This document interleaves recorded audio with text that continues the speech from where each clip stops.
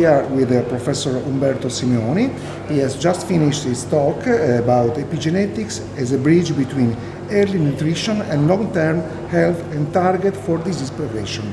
We ask the professor, could you summarize the gist of your talk? Yes, thank you.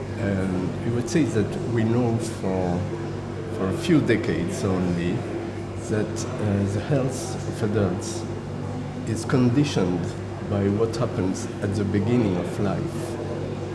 And this is about chronic diseases and non-communicable diseases at adulthood.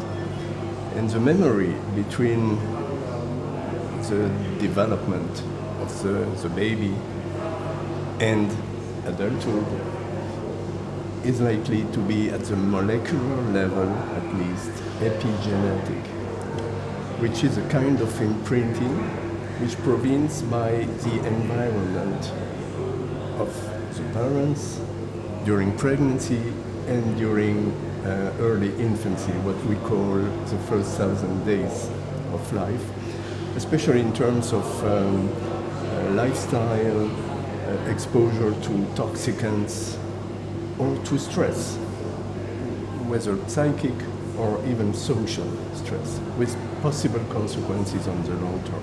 So it is a huge possibility for early prevention, for health and well-being of an entire population if we are able to act on these factors early in life during these first 1,000 days.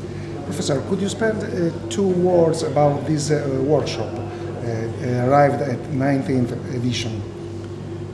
Well, this is absolutely a wonderful workshop. It's not the first time I have been invited, and Professor Fanos is a very good friend and a unique pediatrician and also scientist. So the workshop is international, the best level of science, but also extremely useful to students, as well as with topics as the ones which are in the program, which states from the womb to aging. They are of considerable interest for the entire population also. Thank you very much indeed. You're welcome.